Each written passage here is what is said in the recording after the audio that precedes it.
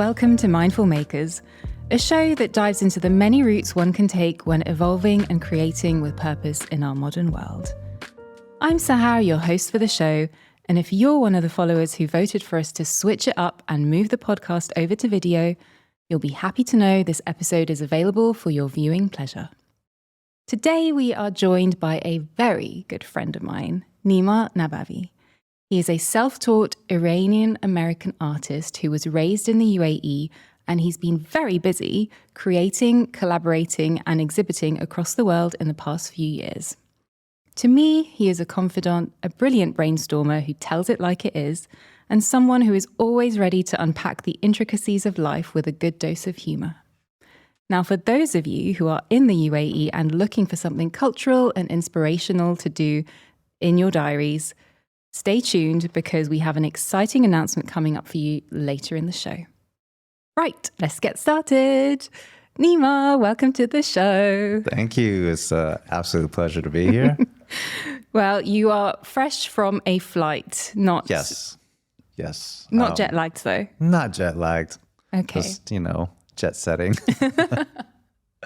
But yeah, no, I'm a weekend, so my mental capacities are all here. Okay, that's good to know. So we're going to get the good juicy stuff out of you today. Absolutely. Well, having you here on the show is quite satisfying for me, because when I first thought about the show, I only told a handful of people, and you were one of those people that I told. And I remember coming away from that cafe that we were sat in, thinking to myself, this could really happen. Like, I could really put the show together. And the advice you gave me, and, you just said it like it was. And I really valued that. So, Cool. Full circle, now you're on the show, and I'm super excited, and I feel it's like symbolic. No, it's amazing. I was thinking about that when I was driving over here today. I was thinking because I think probably the advice I gave you, which is kind of what I tell everybody with these things, is just do it, just start it, get anything started, even if it's the tiniest little thing. Because I think nowadays too, so many of these opportunities seem to be available to everybody, and they really are. Yeah. And what happens is I think people stay in the brainstorming phase for so long, and they think they need to really create something that's fully formed and perfect and kind of polished and that matches the production level of everything we see in the world that's so slick. And so a lot of people don't even get started. And a lot of things that I've seen that have become successful over time, not to overuse the term organically, but really it does come down to you start a thing, you're having a good time, and it starts becoming whatever it's going to become. But so many people get stuck in that phase that, even driving here today, I was like, it's really cool. So many people in the past decade have told me that they're going to start a podcast, or why don't we do a podcast? And it's always like, it seems like this thing that's just right around the corner. You could do it. You just need to have the mic. But people get jammed up in the thinking part about it. Yeah. And because there's so much stuff out in the world already, I think people eventually move on to another idea. They never do it. So congratulations to you for doing it. Thank you very much. And those of you who know me know that I do have a bit of a perfectionist driver, but I also feel like that has worked in magical ways, and I've been able to let that go when it needed to be let go of. And I think that's what the show has also really brought to me. So thank you for planting that with me. It's been over 10 months since we saw each other, right? Yep. Yeah. It feels like yesterday, but I know it's been a while, and we haven't had a chance to properly catch up. So I'm going to use this show selfishly just to catch up with you. But also for the context of our listeners who don't know you, I'd love to take them on a bit of a journey is to kind of show them how the Nima that sits before me today arrived here. Okay, let's go. Cool. So was there a defining moment in your life when you decided to switch paths, or did it gradually happen? Because you weren't always an artist, right? You had your own business for 20 years, you studied business, you did a bunch of other stuff. And the Nima that I met over a decade ago was into, street art, streetwear, retail, brands. Yeah. And then suddenly this new metamorphosis happened. I mean, I think in a lot of ways, even I always went into business fairly reluctantly.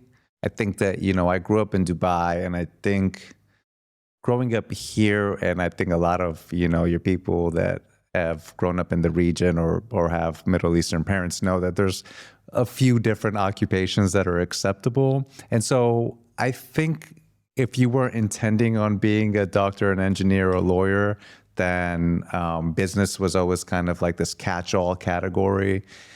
And I was always into, let's say, creativity, art, music, all those kinds of things. I wouldn't say I was ever into retail or into brands. Even, the business I ran was an online retail store that started in early 1999. This is kind of, I don't know, right when everything was starting. So even to me at the time, having an online business was kind of like a bit of a countercultural thing. And as you know, like a lot of the people and companies and businesses that I represented were just kind of young creative kids. We had an online store that essentially was a t-shirt shop, and a lot of creative people were making designs and things like that. And we were part of what eventually became known as streetwear, when it was getting co-opted by all the big brands as it is now. So no, I wasn't in streetwear the way people call streetwear now. I wasn't in street art because back then we called it graffiti. Like, a lot of these things have been sanitized now and corporatized. So there was never a side of me that was a businessman, so to speak. I thought I was using the tools of business against itself. And as I think any independent entrepreneur who has the thought that they're doing something countercultural eventually realizes is that you never defeat big business, and everything moves in a direction that for me wasn't comfortable. And I really saw my business was really quite successful. I worked with all of my friends. We supported some of the most creative people in art and music at the time. People who now are household names were just kind of young kids doing stuff when we were working with them. So I think as the business grew and I was theoretically more successful, the less and less it was interesting to me in a real way, because it felt like as things progressed, things became formulaic. Things started being less and less creative. People started realizing, oh, if this color sells, let's do it in that color. So everyone does that color. And slowly you're like, oh, we're just a reflection of a business world that's much more interested in branding as a sport as opposed to a type of individual uniqueness or natural style that someone has, and the spontaneity gets stripped. It always gets stripped away. Yeah. And so I think that as I was kind of losing interest in the business as kind of a creative outlet, and it started becoming much more about how do we manage this as a business model and things like that. My interest really started to wane, and this was 15 years in. So it's not like I just got into a thing and got out of it. From the time I was 20, I started this business, and until I was about 35, I was in the business. At the time, the global recession around 2008, 2009 really took a big toll on us. And that, combined with my dwindling enthusiasm, really led to closing the business or the business closing itself. And right around those years, as I kind of did random freelance work here and there, and I'd kind of moved back to Dubai at that time, and I was just picking up odd jobs here and there. The ideas of what could be a second act for myself career-wise started to take shape. I didn't know that I was going to end up being an artist or making art, but it really did start to make sense to me that the path of being creative through a business, or for me, wasn't the correct path. It had to be creative to be creative, so to speak. Immersing yourself in creativity was your priority. It was just always what I did. If anyone who knew me when I was 13 or 14 would probably have bet that I would have been an artist, I think, more than they would have bet that I'd be like a successful CEO of a business, for instance. So it is funny that, I heard one time that it's what you really love doing when you were between 10 and 13 that might be the actual thing you are. And so now I do think it's more true to what I was, and that I'd kind of gone a particular path, and that's fine. And I revert back, and I always tell people now too that no matter what age you are, no matter what stage in life you are, I've seen it through this kind of change that I went through, that it's 100% possible. It's Absolutely. 100% possible to turn around in 5 years and say, I'm successful at something entirely different. Absolutely. I think that's the magic of the world we live in as well at the moment. Like, I can see that gone are the days where previous generations would have had one specific job for life, or they would have had one specific area of interest for life. Yeah. And I think we're blessed to be able to challenge that and play with it, and not see it as such a weight-bearing exercise, but rather something that's life-affirming and a return to self. Yeah, absolutely. Absolutely. And there are no rules in the way things are done. We came from a time, maybe, in our parents' generation, where the idea was you do one thing for 50 years straight and you get better and better at doing it. Now, as technology shifts and the world shifts, that model doesn't really seem to be very effective. If someone is at a job for 15 years, people think that that's crazy, or that in the sense that it's a very long time. So I think that for everybody, just knowing that there's other possibilities breaks you out of just the thinking pattern that, no, there's just only one way to do a thing. So it sounds like your flow and journey into returning to self was quite an organic one that happened gradually over years, rather than this like key moment in time where things just switched. Yeah, no, absolutely. I think it's nice for storytelling to say that one thing happened and suddenly I became this other thing. What was the most authentic part? Yeah, but I think at the end of the day, what really happens is your thinking shifts. And for me, a lot of it was just deciding what feeling I didn't want to have anymore. And running a business has a lot of those feelings for me, where it's just like, this is negative. I don't like this. And so I think in my life now too, there's a lot of feelings, I'll say, that I don't like having, that feel confrontational or too sharp or too aggressive or whatever it is. There's certain things that I don't like. And I feel like it's easy for me to just not have those things, So and for me, once I realized that, it slowly transformed. So I think it was like maybe a 2-year process, and it's funny, no one would have called it. I think everyone was surprised, but because I was just moving in this direction and following the feeling, before I knew it, I'd gone into this direction. And now it's funny, people can't remember that I wasn't this so many years ago. There's a lot of magic in following the feeling. Yeah, absolutely. I've learned that a lot over the last few years. And once you enter that stream, it's really hard not to, anything that isn't aligned with that feeling, which is essentially what I call like speaking from the heart. Yeah. You know, and connecting the heart, the gut, and the brain in a way that allows you to channel something. It feels wrong to do anything that's otherwise. Absolutely. You know, isn't that amazing? Yeah. I know in past we've talked about, and I've read also, that your grandfather is a big reference and influence in your work as an artist. Was there a point where, you know, that was more prominent in your work, his influence? Have you changed in a way through that, or is he like a common thread that... I think that, you know, it was an area of work that I would have never even thought of had my grandfather not existed and had not been making art.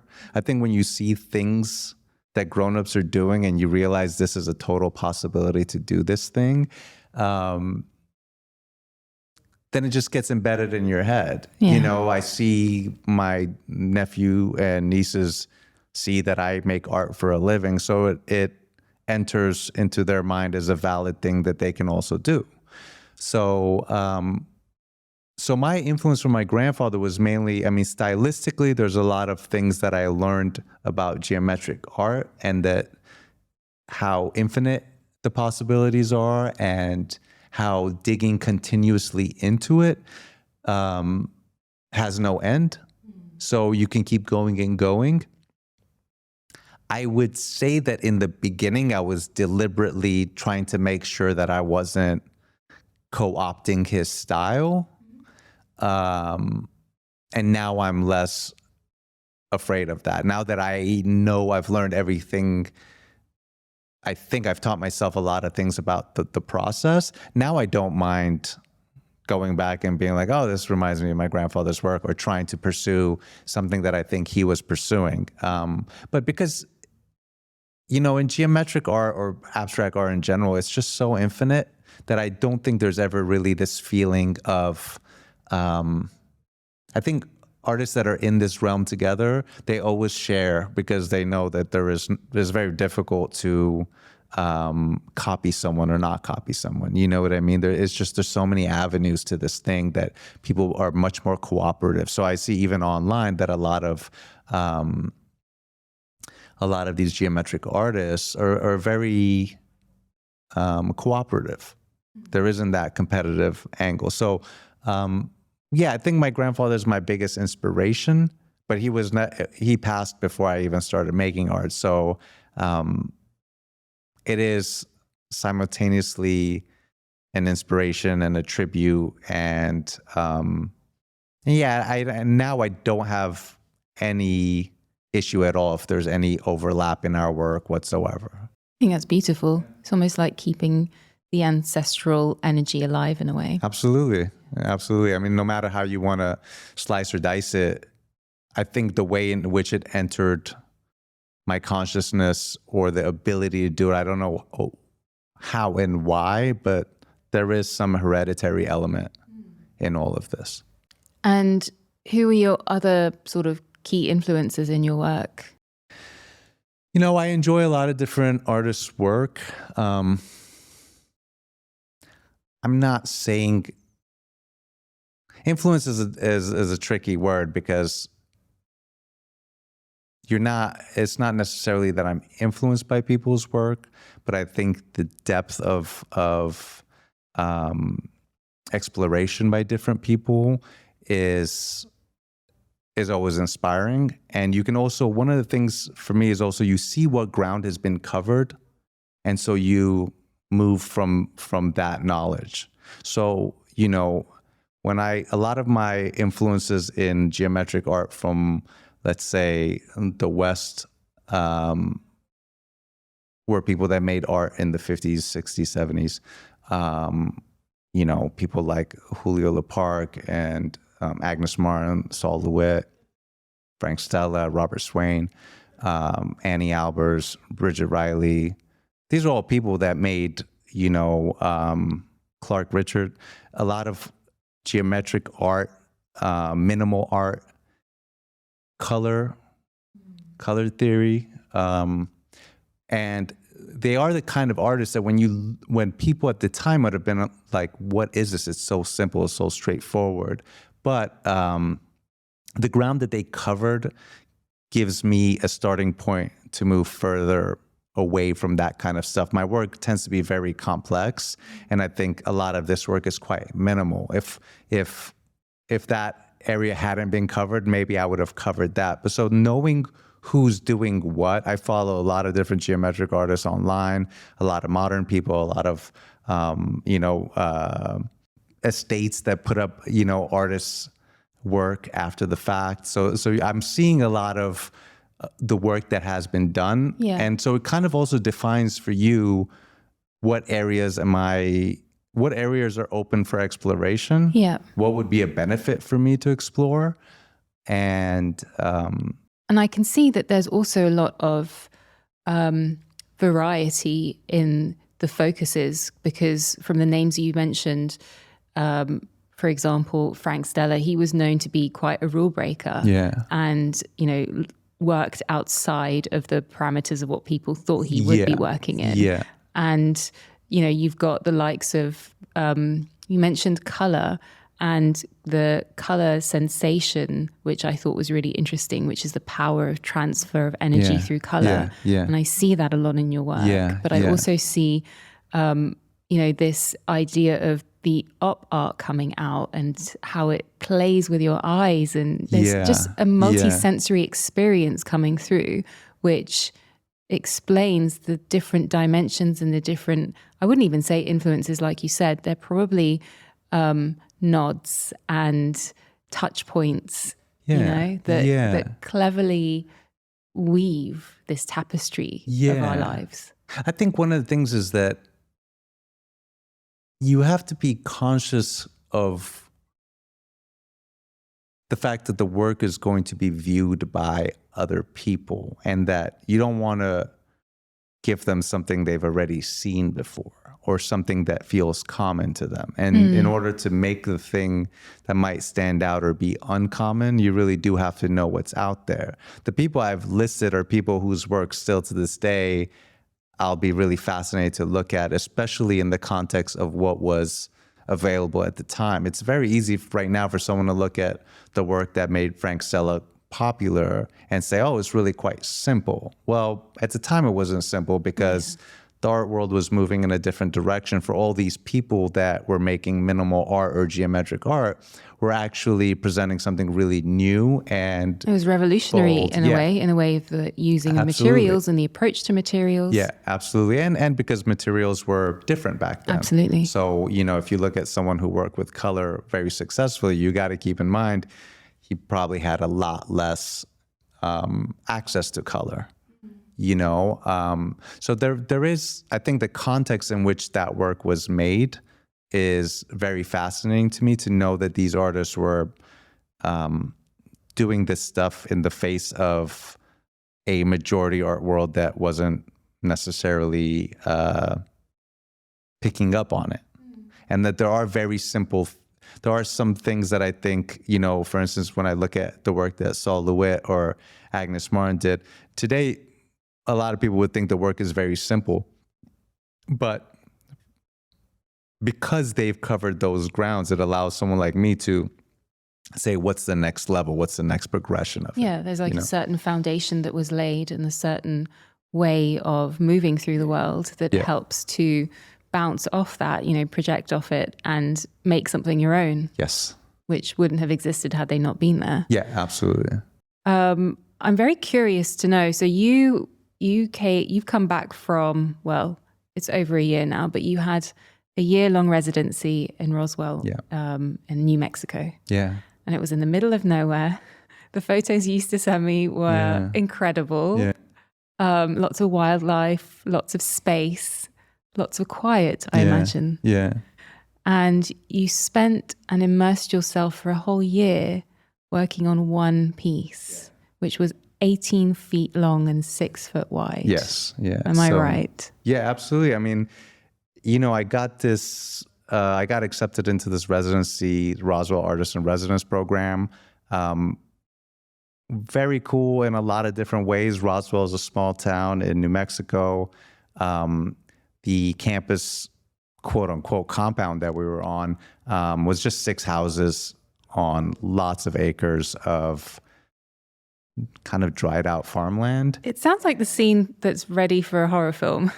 I mean, you know, it's funny, you live in that world and sometimes you think the rest of the world is the horror film. In the sense that, like, when you don't have a lot of this visual noise and pollution around you, when it really is like you looking off at the sunrise and sunset every day, beautiful, just sitting around. And really, it wasn't even your cliche, beautiful, bucolic, scene. It was really actually quite arid and strange, beautiful skies, big skies, but a lot of time and space. This residency pitches themselves as like the gift of time, and it really was that. And knowing that I had this studio that was attached to a small house, and that studio was the biggest space I'd had available to work in ever. And so I just bought the biggest roll of canvas I could find, and I rolled it out. It was a 20, the studio is 20 feet by 30 feet. The canvas was 18 by 16. And I just thought, I've been given this whole year as a gift. Let's see what I could do if there was no real financial pressure, if there was really no pressure to make a thing that had to sell for a certain price, if you were just kind of going to pour everything you had into one artwork. Because also, I think over time I learned that is a really intense and cool way to make work, and you have to at least do it once and show that this is possible, that what I could do with a year of space is make something really impressive. And really, I think that anyone that spends any amount of time sincerely working on a project will see the same kind of results. So yeah, I did work on only one piece. And, I was very happy with the time I spent there. It was extremely boring in a traditional sense, but in that silence and in that time, you really do find what it is that you're looking for, Reflecting back on the time, how would you describe the Nima that existed before that piece came into creation and the Nima that exists after that piece came into creation? What's the difference between the two people?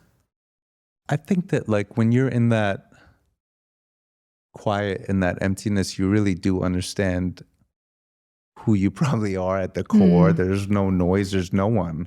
Even the fellow artists that were there were all busy making their own work. So the whole time you're alone. And so when you're with the work or out in nature or watching a sunset or whatever, this is really kind of maybe the person that you think you are outside of all this other stuff. And I really think that was maybe a reflection of, what you are at the essence of it. Again, I'll say it, I'm not glorifying it. It was very lonely, and it was trying at times. It was trying to just wake up, work all day, and then just kind of like eat food and say, like, I guess I go to sleep, and then wake up the next morning. But you also do realize this is what I'm doing this as the thing that I do. There's nothing else. There's not like I do these things with friends and then go there and then my job is that I have to sell a painting. It's like, this is what I'm doing. So you see yourself in the purest form of that activity. But I wouldn't, as you know, we're just continually changing, and we're ourselves on a particular spectrum of being ourselves. I think anyways leading up to that, I'd really reduced a lot of noise in my life. When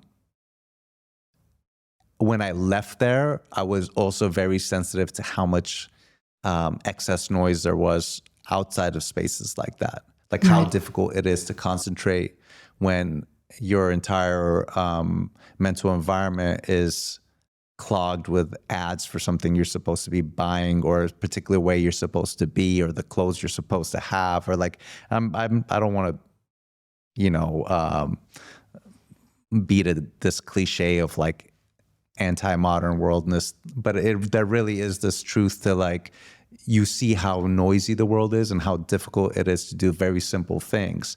The work that I make in a lot of ways is very simple in that it just requires you to continue doing a very labor-intensive thing. So to have the mental capacity and the ability to just continue doing this thing, you need other useless distractions out of your life. That's not to say cutting people out or things you enjoy out of your life. It is just to say that there's a lot of excess stuff that needn't be there that we think is part of the process. And you do realize that a lot of these things are totally unneeded. Absolutely.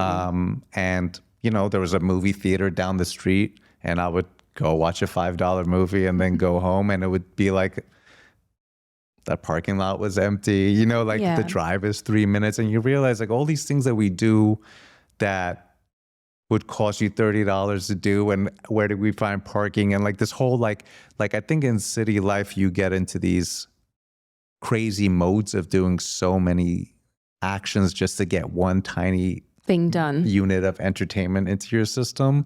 Whereas like I really did see that there was so much room for creativity in simplicity, and that boredom is really kind of a fertile ground for creativity. And I think that's very often proven, and less now in a busy world or a busy minded world.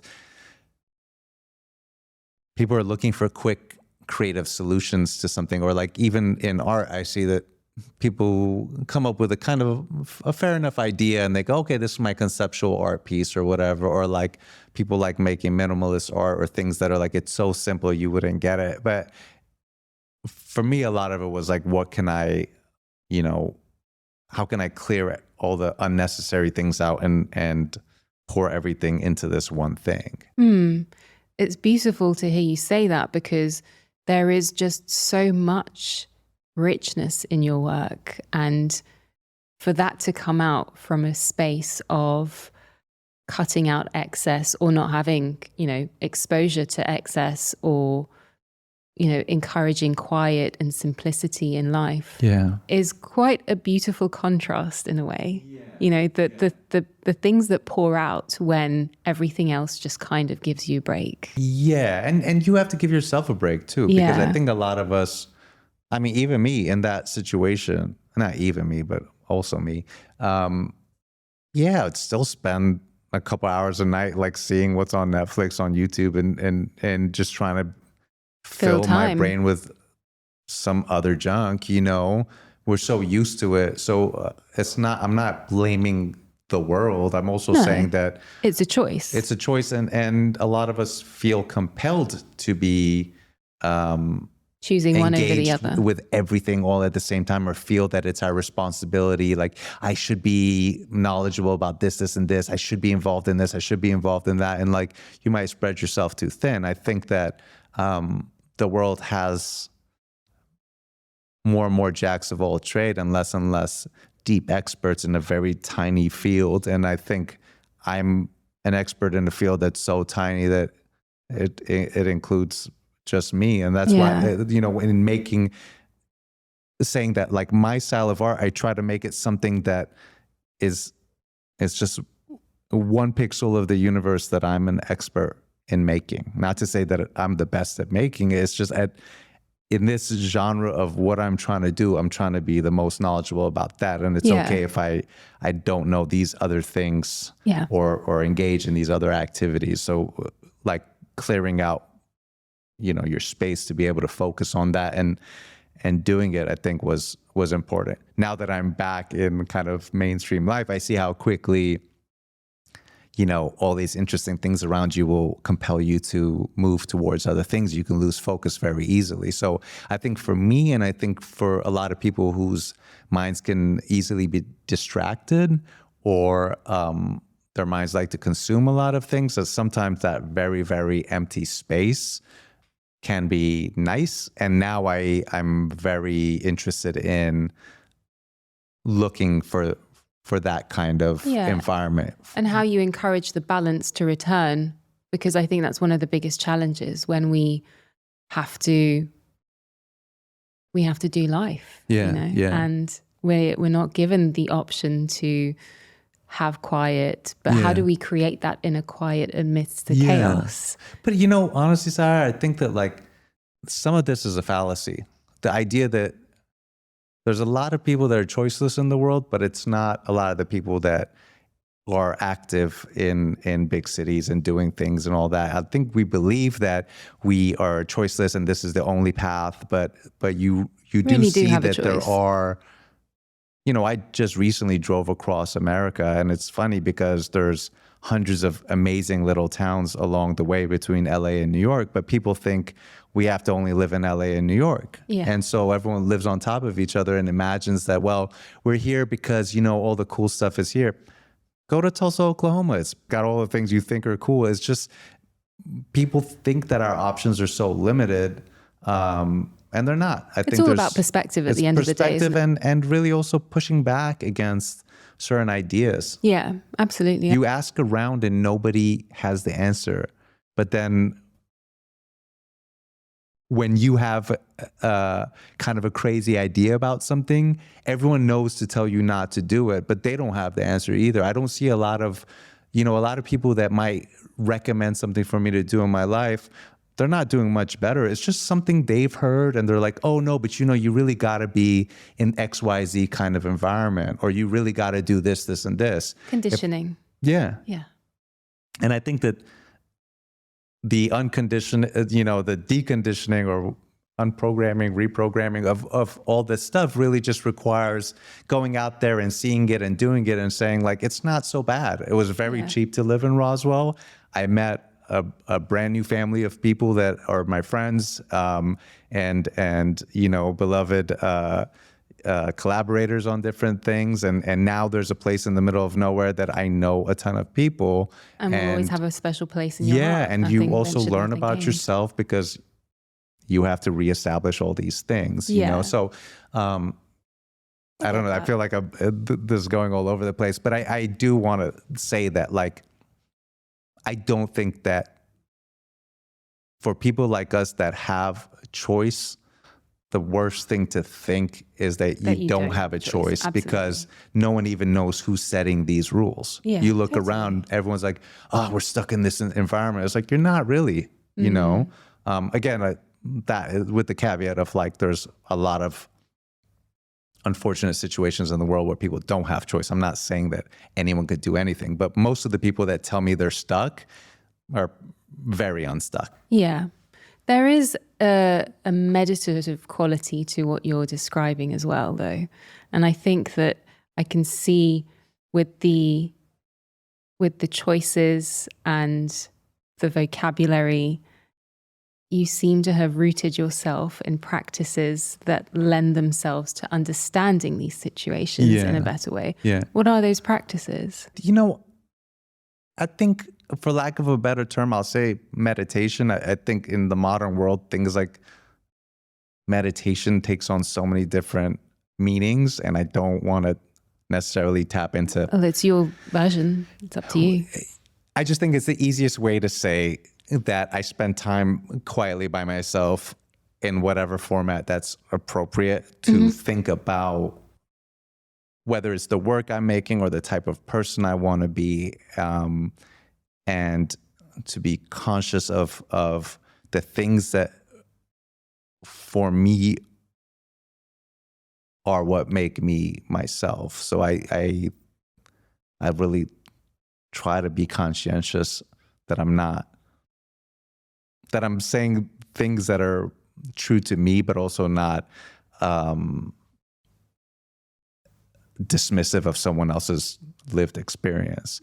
So, and I think honestly, people understand if they get to know you, what your intentions are or not.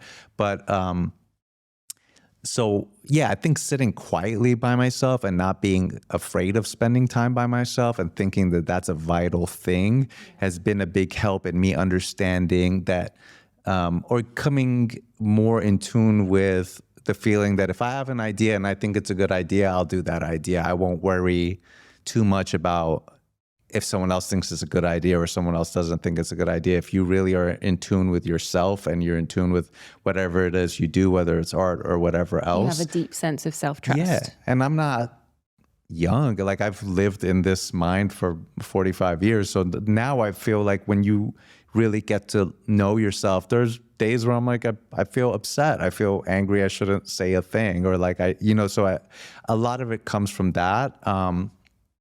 Again, I'm always like, I don't want to, meditation is the closest word to what I think I want to say. But I also think that because all of these things get clumped under certain words, there might be someone that gets turned off by that, or someone that gets turned on by it and thinks that that's like what they're doing. All I'm saying is, don't be afraid of yourself. Like, be in your own head, be your own friend, and understand that after a while you get a instinct of, I thought that would work and it worked, so I'm gonna do that. And to really learn yourself and learn the people around you in your environment, and really understand how to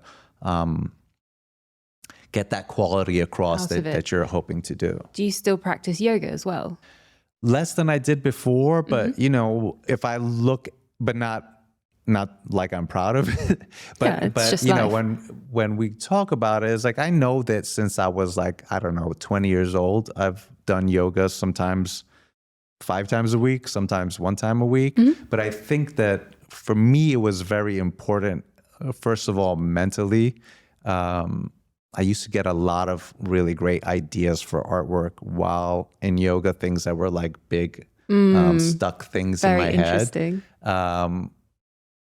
I don't know, you just make weird shapes with your body and suddenly you're like, oh, I could do that. But it really did work for me, and it works to slow you down. And then on a very practical level, the work I do is really can be damaging to the body if you're not really quite methodical, stretching. Well, repetitive. Yeah, and when you're talking about a 16-foot or 18-foot artwork, it's me on the artwork. I'm using a 9-foot ruler, so every line that I draw, I'm pulling one arm all the way to the left and then all the way to the right. I'm squatting, I'm crouching, that there's a lot of bending over. So it's a lot of repetitive movement.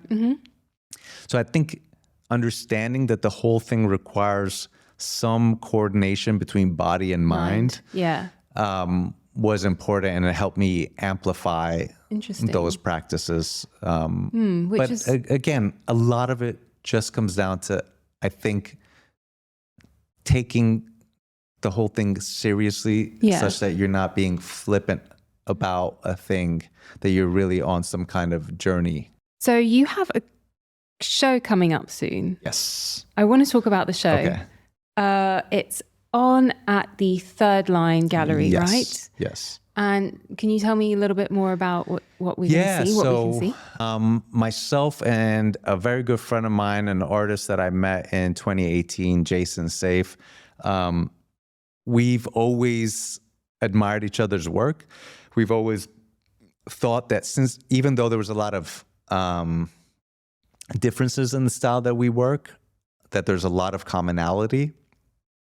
And over the years, we'd both started our art career around the same time, so we were always helping each other out. We were always exchanging information and trying to help each other grow. And over the years, we've always talked about doing a show together where we were making pieces that made sense together. And so once I got to Roswell, we really started to talk about making this show. And that's the show that we're going to be presenting, opening November 14th at the Third Line. The show is called Duality. We have 9 new artworks, larger artworks, 4 from him, 4 from me. Those 4 pieces are in corresponding sizes, colors, shapes. So, he'll have a a diamond, let's say a 72-inch long diamond. I'll have the same shape. We'll use similar color palettes. We'll use some similar structural elements. So it really is a lot about two people that make very complex work, that we found common ground, and we found a way to make work that resonates with one another. Amazing. And kind of reflects one another in interesting ways. And then we have one piece where we've worked on together that's kind of a combined 4-panel artwork. So it really is about me and him working together. It's like an artistic dance-off. Yeah, and it really is, for lack of a better term, has become a show about friendship. It really is something where we were able to coordinate this whole show without ever being in the same physical space together. We worked on text, we worked on voice notes, we sent each other little sketches and stuff. And hopefully when people see the work, you'll see that it really, the technology we used to bring everything together was the technology of friendship. And as corny as that sounds, it is the absolute truth. So I think that that's what makes this show really interesting, is to see how two people with their own distinct styles were able to come together and grow from that point. So nice. Well, I'll definitely be there. Yeah, absolutely. And we got smaller pieces upstairs. We're going to have a really nice thing at the third line. So amazing. See you November 14th. See you there. Yeah. I'm really excited about that. I've been looking forward to that date, and it's really lovely to see that your ideas and the way that you collaborate come through during pause and practice. Yeah. Because sometimes it's one or the other. And the result of that can, be this collaborative piece. It can be something that you put it together yourself, but they all have that commonality of this presence, this present moment living and immersion in what is. Yeah. So I'm really, really excited. We're going to wrap up the show now. I really don't want to, but before you leave, all right, I'm going to ask you my 2 favorite questions. Okay. The first one is, if you had a song that would epitomize your vibe at the moment, what would it be? I thought about this. It would be disingenuous for me to say anything other than I've been listening to this musician who's actually a comedian, and it's very interesting. This guy's name is Brian Jordan Alvarez, and for 2 years, he's been doing all these like comedic characters on his Instagram page. And one of the characters is a guy who just comes up with silly songs.